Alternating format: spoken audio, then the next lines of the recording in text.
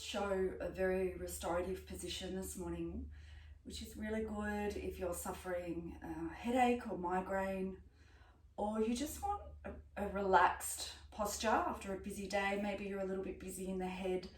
Sometimes when I have a really intensely stressful day, I like to lie in this pose. It's called forward Virasana, and I'm just going to show you the way I've set it up. Is I have a bolster and 2 3-fold blankets, so just a fold of a blanket in 3, and I've got 2 of them on the bolster. I like to have lots of support for the abdomen, the chest. I've also got another blanket that I've folded in 3 ways, but on the shorter edge, and that's to support the forehead. And then another long ways 3-fold blanket, which I'm going to put on my heels. So forward Virasana. It's a very accessible pose. It's really good if you have backache too. A lot of Iyengar yoga classes actually start with forward Virasana. You lie back when you first come to class, maybe in a Supta Virasana, Supta Baddha Konasana, and then the first direction usually into the practice from the teacher is in forward Virasana or Adho Mukha Virasana. So I bring the bolster right up close to the inner thighs, and then I'm just pulling the blankets really right up to the pubic bone. I'm going to sit on that 3-fold on the heels. And if anybody finds when they go forward in Virasana, if the buttock really lifts up, you could have more height here just to fill in that gap. But having a little bit of height just gives a little more action into the legs. So I'm going to just press the edge of the blanket so that I'm lifting my belly up and over the support. So when I lie my front trunk onto the bolster, the blankets here, it's like a pillow for the abdomen. It feels really quite nice. And I'm going to start quite passively with the elbows bent. They're quite close in beside the bolster. And then just my forehead is resting on this extra blanket for the head. So this gives me space. Obviously you don't want to be squashing the face. You want your airways clear so that you can breathe in and out through the nose. The hands are relaxed. I've just got my palms open up to the ceiling, just relaxed there. And just spend a few moments just settling your body into the shape. You know, in a lot of the restorative practice with Iyengar yoga, you're just allowing the props to help your body find the shape.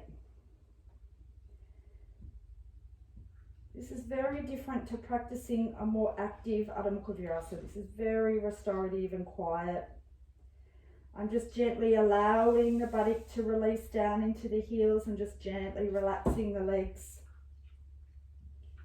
With the arms beside the bolster, really soften, you know, from the top line of the shoulders down the back. And then you want to feel, you're just going to lift up for a moment. Again, there's this ascending energy, really from your pubic bone up through the sides of the navel, from that bottom sternum all the way along. So even when you support the body down into the blankets, you feel the lengthening from the pubic bone up to the throat.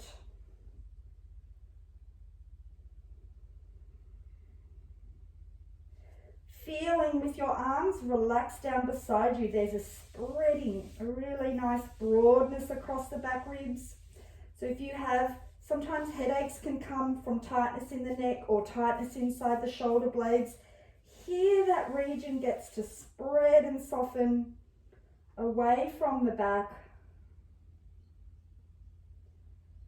And then can you bring your attention solely to your breath?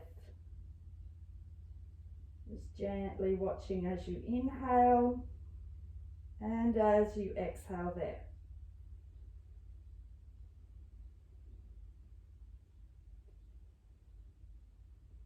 In some cases where there is a headache or a migraine, where the pain refers from the back of the neck into the forehead, you might need to have more height here. Sometimes the angle of the spine is important so that you don't feel any more pressure where the ache is. So you could have more blankets so that you're on a little bit more of an angle rather than here where I'm a lot more horizontal to the support. And when you breathe in, really observe the spreading of the rib cage. Slowly breathing out. And you can spend as much time as you need here.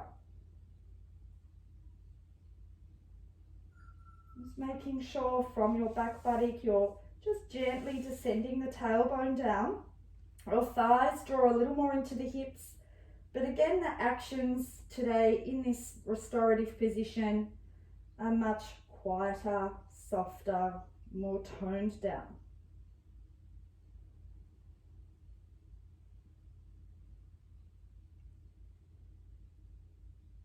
Sometimes in the case where there is a headache or a migraine, you're better just to keep the arms passive like this. Otherwise, another variation, you can interlock your arms above the head, resting the forearms into the blanket and getting a little more length through the side ribs. You can even walk the elbows a little more away, but still feeling the shoulders, the shoulder blades draw down the back. As you keep observing that subtle lengthening of the whole front of your trunk along the support. Again, as much as we're getting a little more vertical length in the ribs, the sternum here, still can you observe the spreading of the back ribs, that broadening there.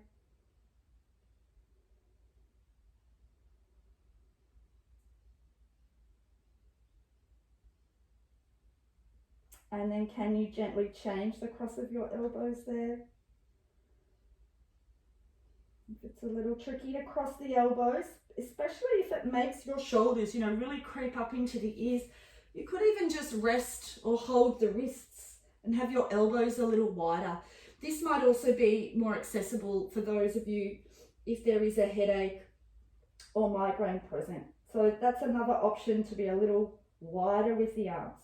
Otherwise, we're holding the elbows, walking the elbows, the forearms a little more away.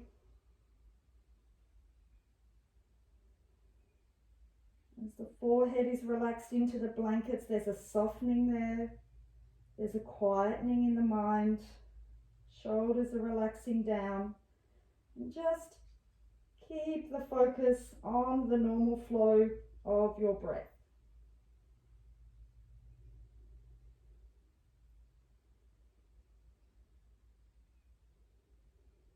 This restorative position is really beneficial to practice for women if you're menstruating or have cramping. And in those perimenopausal phases where there's a lot more anxiety and tension and tightness in the body, forward bends can be really restorative and quietening in that change of life period in your life.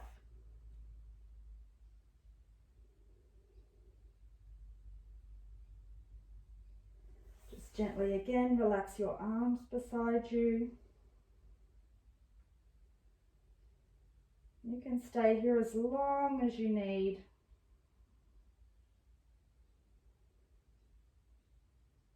And then when you're ready, just gently support yourself with your hands.